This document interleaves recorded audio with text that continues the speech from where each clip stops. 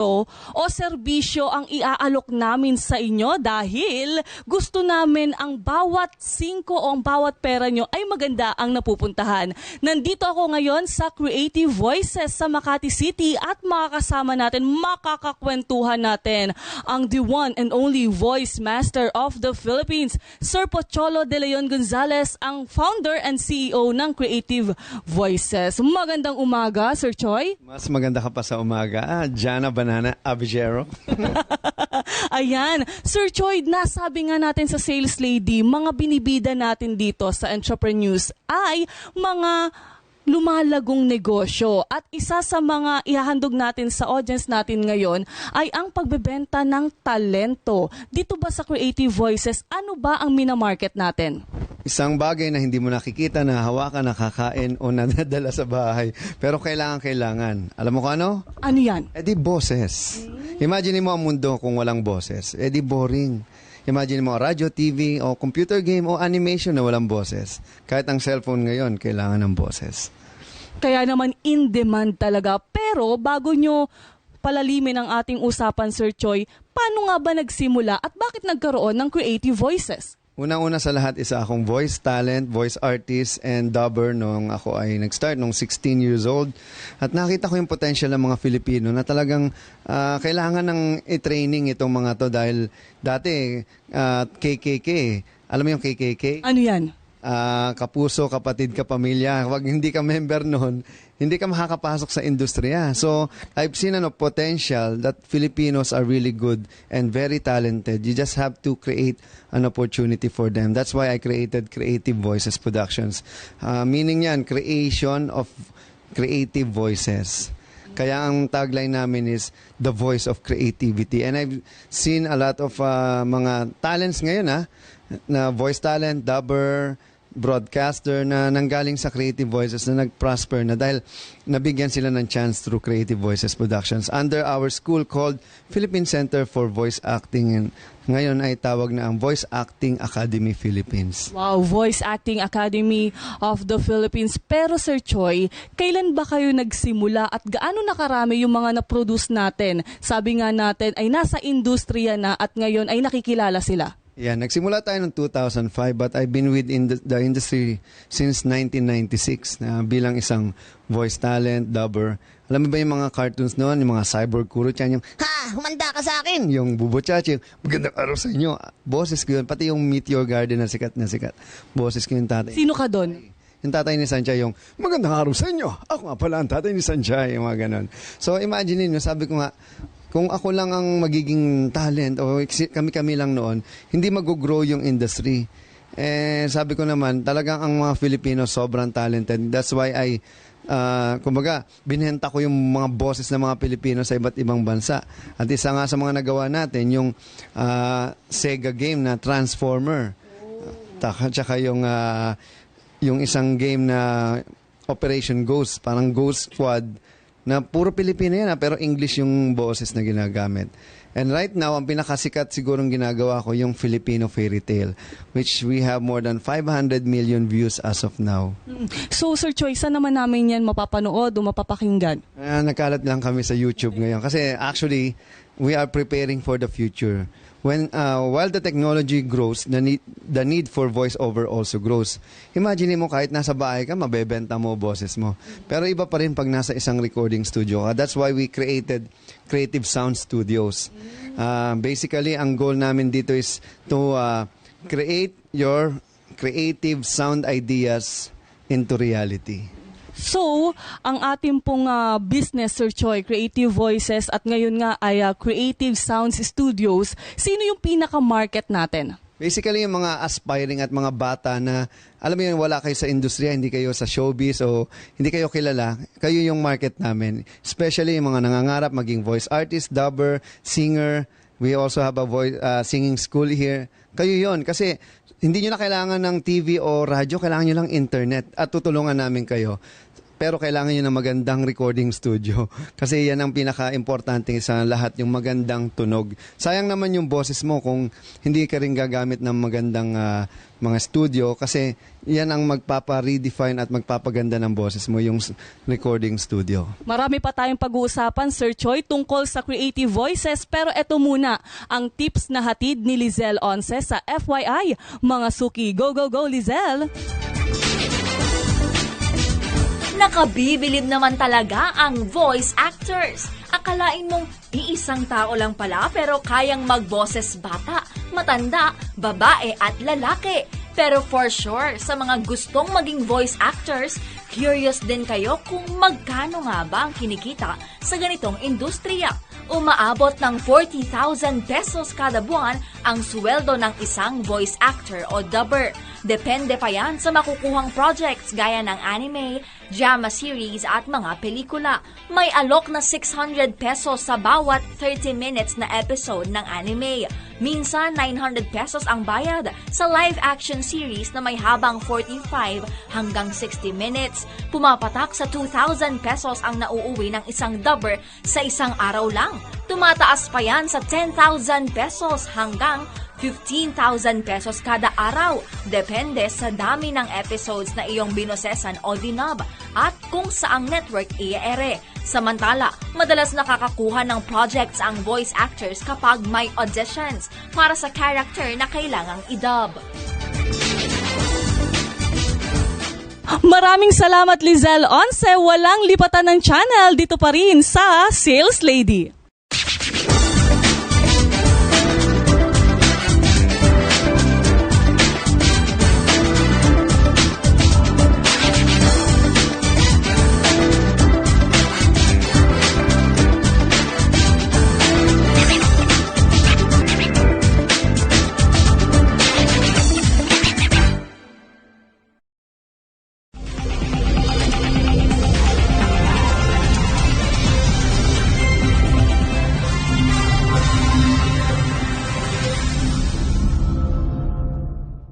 Tingnan nyo, oh, puti ito. Mas puti ito. Mas puti ito, mas puti ito, mas puti ito. Sa Pride Bar, pwedeng hindi na mag-bleach, tina o anyel. Dahil ang Pride Bar ay may power whitener na nanunuot sa bawat hibla. Kaya ang damit ay kislap puti at banayad pa sa kamay. Mas puti ito, mas puti ito, mas puti ito. Pride Bar, hindi lang puti, kislap puti. ACS.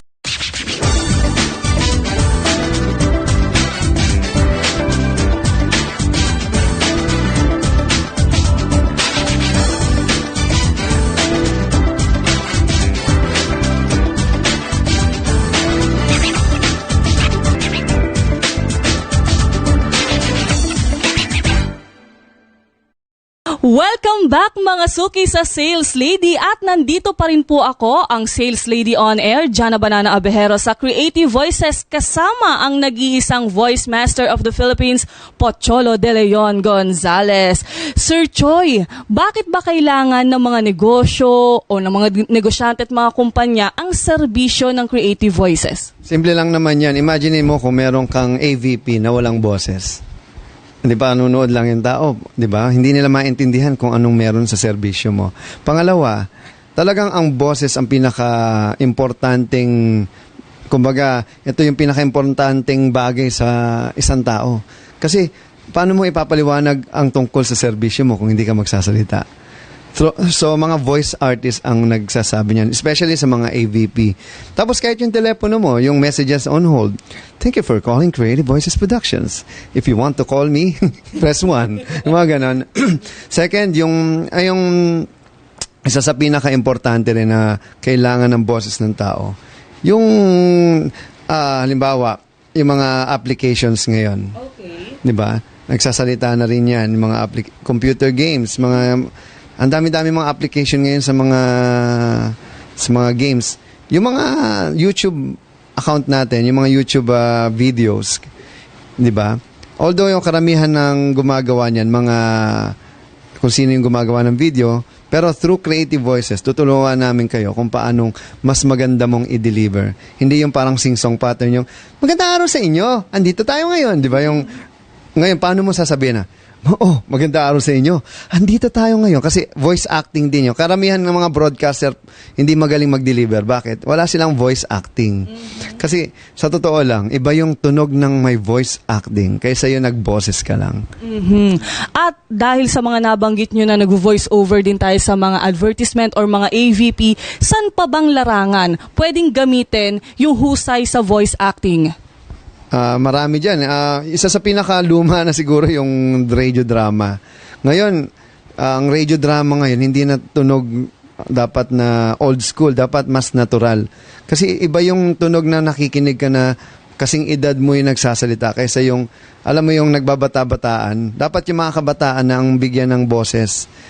Kuwari, teenager, alam na kagad ng tao, nagti-teenager, nagboboses bata lang yan. Dapat kumuha na tayo ng mga bata at bigyan ng opportunity yung mga bata. Pangalawa, ang daming mga parating na mga application ngayon na we still don't know kung anong mga...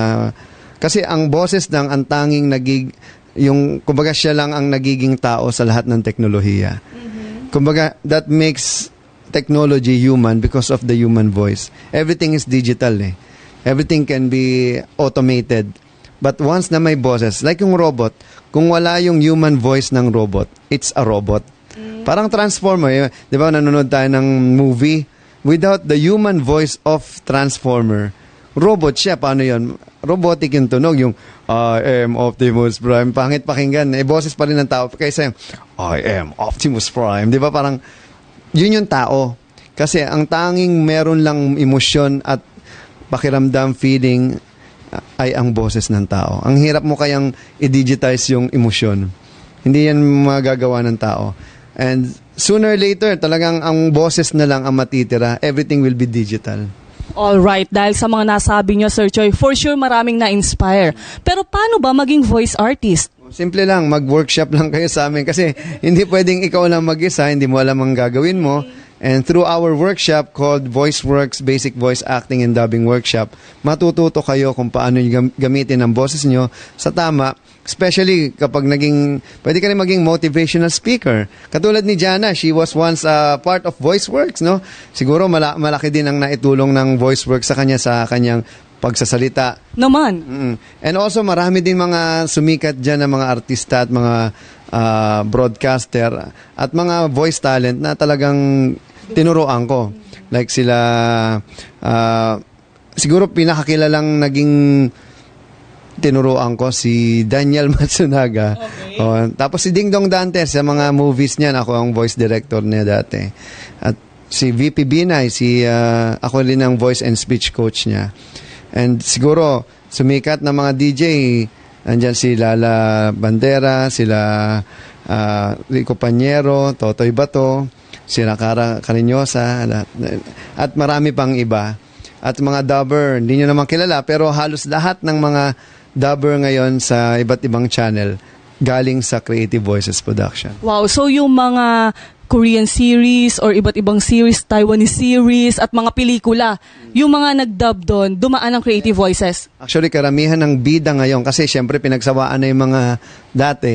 Naghanap sila ng mga bago at wala naman silang pwedeng puntahan maliban sa Creative Voices dahil yung mga teacher ko rin naman dito, sila din yung director ng iba't ibang channel. So, syempre, saan ka ba naman kukuha? Syempre, sa estudyante muna. Speaking of mga teachers, Sir Choi, sino-sino ba ang mentor natin dito? Dito ngayon nanggaling dito sila Brian Ligsay, si Danny Mandia, si Neil Tolentino, at ngayon makasama natin si Yvette Resurrection. At ang maganda dito, yung mga estudyante ko na rin yung nagtuturo. Sila Jeff Gusayco, JV Villasan, MK Salditos, and many, many more. Sobrang nabuo ang voice acting team, nabuo ang The Voice Masters League, Dubbing Booth Company dahil lang sa, alam mo yun, yung mga aspiration at frustration ng mga taong hindi nabibigyan ng pagkakataon noon.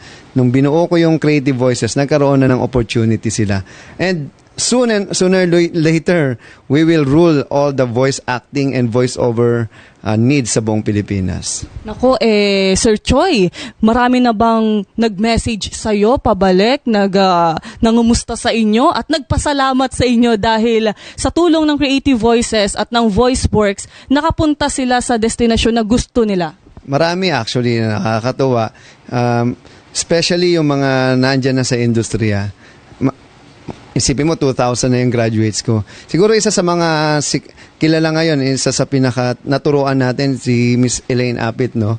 Talagang napakahusay din ng taong yan. And I'm so proud of her na kung saan man yung narating niya sa buhay niya. Kasama natin yan sa RHTV. Mamaya sa ating pagbabalik, pasasampulan tayo ni Sir Choi ng mga ginagawa dito sa Creative Voices at dito sa Creative Sounds Studios. At syempre, usisain pa natin, kwentuhan niyo pa kami, Sir Choi, saan ba ang direksyon ng pagboboses o voice acting sa Pilipinas? Lahat ng yan sa ating pagbabalik dito pa rin sa Sales Lady.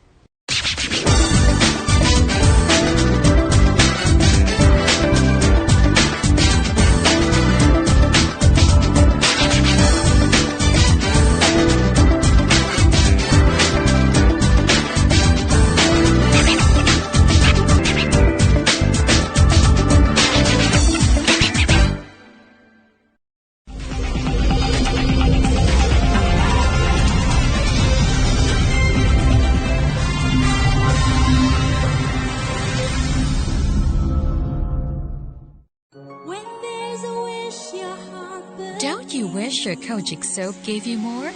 A touch of moisturizing? A little help to prevent pimples?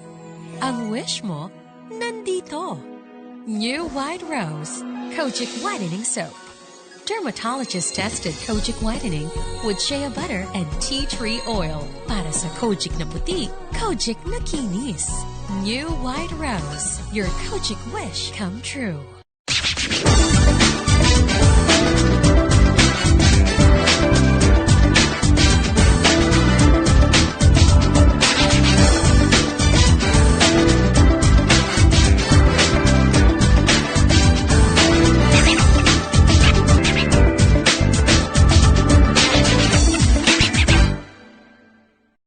Yan mga suki, dahil nandito na rin naman ako sa Creative Sounds Studio ng Creative Voices ni Sir Choi Gonzales. Testingin ko na nga rin, pasampulin mo na nga rin ako, Sir Choi. At si Sir Choi naman ang magdidirect. Okay ba yon? Okay na okay, Jana. Let's go!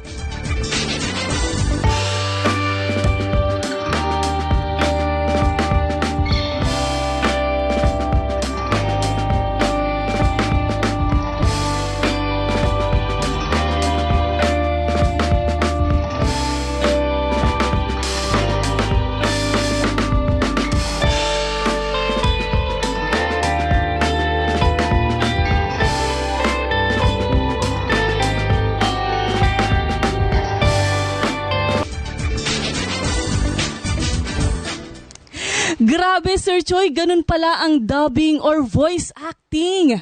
Oo nga, parang hirap, no? Akala mo madali lang kasi may sinusundan ka, pero isa sa pinakamahirap talaga yan. At pinakamadali rin pag nasanay ka. So dahil sa sample na yan, nasan ba papunta ang future ng voice acting ngayon? Napakaganda at napakalawak ng future ng voice acting. Sabi ko nga, lahat pwedeng i-automate, lahat pwedeng i-digitize maliban sa voice acting. Kasi hindi mo pwedeng gawing automated yung emosyon eh. Hindi mo pwedeng gawing kahit artificial intelligence.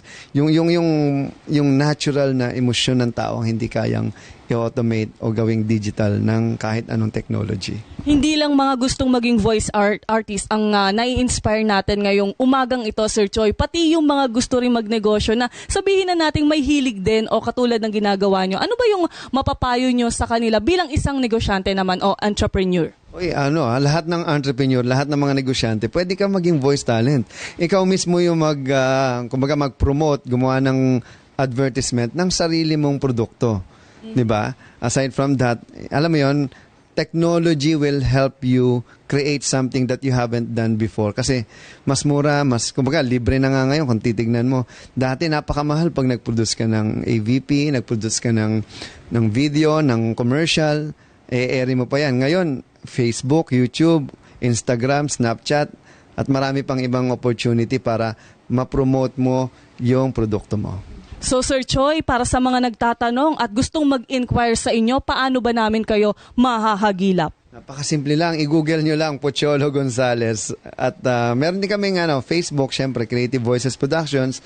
Or hanapin nyo yung Pocholo, The Voice Master Gonzales. We also have a website, creativevoices.com or pochologonzales.com. And you can call us at 239-6468. Again, 239-6468.